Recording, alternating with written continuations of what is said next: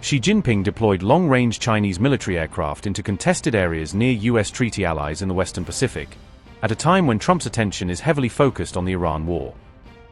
China is flexing its military muscle in the South China Sea and nearby waters, using bomber and fighter patrols.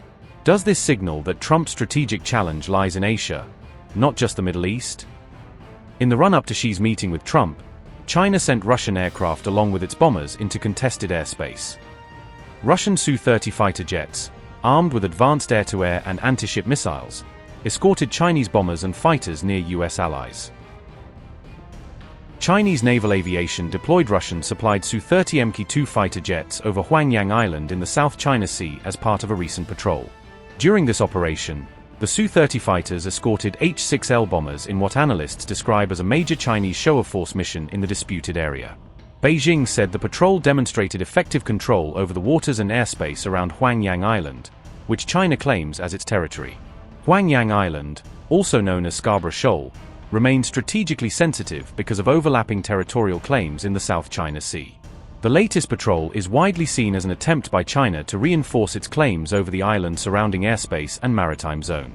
The Su-30 fighters involved in the mission were armed with A-77 radar-guided air-to-air missiles and YJ-91 anti-ship cruise missiles for long-range maritime strike. The accompanying H-6L bombers carried longer-range YJ-12 anti-ship cruise missiles, enhancing the formation's ability to threaten surface vessels. The Su-30MK2 variant was specifically tailored to meet PLA Navy operational requirements for overwater strike and patrol missions. China purchased the fleet from Russia in the mid-2000s, and at the time it was considered one of the country's most advanced combat aircraft. The jet features upgraded avionics optimized for maritime surveillance and strike coordination over long distances. Its so-called radar reportedly provides roughly double the engagement range against naval targets compared with earlier systems. The radar can also track significantly more targets simultaneously than older variants, improving situational awareness in crowded maritime environments. The aircraft integrates advanced reconnaissance and targeting pod systems to support precision strike. China equipped the Su-30s with Sapsan-E targeting pods and M400 reconnaissance pods for improved detection and guidance. In subsequent years, however, China shifted its focus toward domestically built fighter aircraft programs. The indigenous J-11B entered PLA service around 2009, according to open-source defense reporting. Analysts now consider the Su-30MK2 outdated for top-tier air-to-air combat roles against modern fighters. Even so, the aircraft remains highly effective as a long-range cruise missile carrier for anti-ship and strike missions. It benefits from the heavy payload capacity inherited from the original Soviet-era Su-27 airframe. Experts say its long-range and large radar system make it well-suited to maritime strike operations in regions like the South China Sea. Since then, China has fielded more advanced flanker-derived fighter variants. The J-16 and carrier-capable J-15B are now among China's leading non-stealth fighter jets.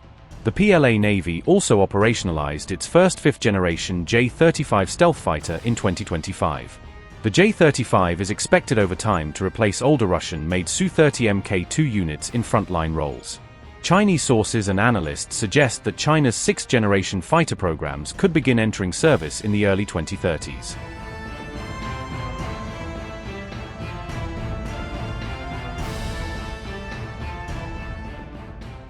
China is reportedly developing a compact stealth cruise missile specifically designed for its fifth-generation combat aircraft, signaling a potentially important leap in Beijing's standoff strike capabilities. According to the reports, the missile is being tailored to fit inside the internal weapons bays of the J-20 and J-35, allowing those aircraft to carry a serious strike option without compromising stealth. That internal carriage would let the jets maintain a low observable profile until the moment of launch, which is a major advantage in any high-threat air combat environment. Defense Security Asia reported on May 6 that the missile's range is claimed to be around 1,330 kilometers, giving it a potentially significant reach in Indo-Pacific scenarios. The outlet said the development was identified through technical design documents linked to a PLA-affiliated source, suggesting that the program may be more than mere speculation. The missile is reportedly subsonic and incorporates design features meant to reduce both radar and infrared detection, reinforcing its emphasis on survivability and stealth penetration. If those characteristics are accurate, the weapon could complicate the survivability of U.S. carrier strike groups by enabling stealth fighters to launch anti-ship attacks from farther away and with less warning.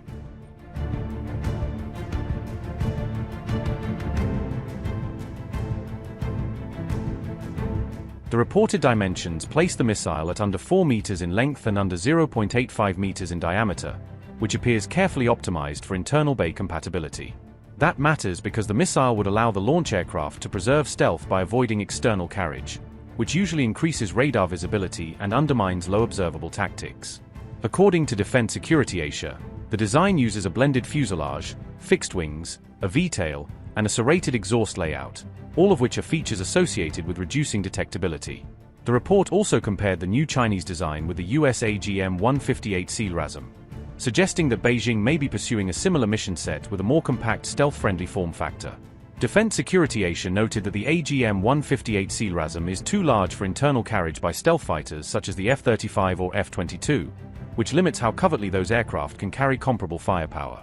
If the reporting proves accurate, China could gain an edge over the United States in one niche of stealth standoff weapon development, especially where internal carriage and survivable anti-ship strike options are concerned.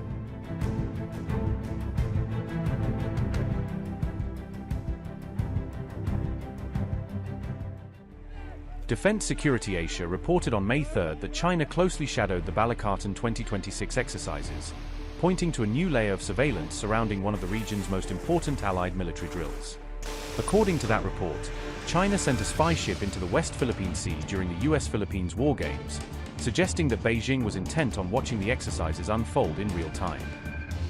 The vessel involved was identified as a Type 815A AGI ship, a platform widely associated with electronic intelligence and signals collection rather than conventional patrol duties.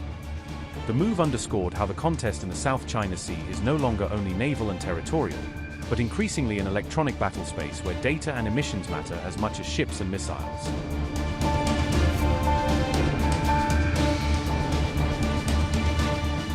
Defense Security Asia said the sighting took place at 12:47 Philippine Standard Time on April 28, giving the report a precise timestamp that adds weight to the surveillance claim.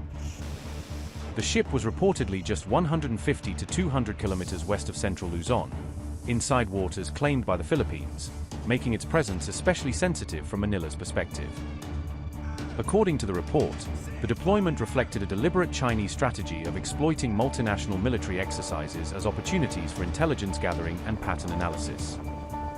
The apparent objective, Defense Security Asia suggested, was for Beijing to observe Allied tactics, signals, and operating patterns in real time as the drills unfolded across a complex operational environment. That means China may have been able to collect emissions from radar systems, tactical data links, and airborne platforms, potentially giving it insight into how Allied networks function under exercise conditions.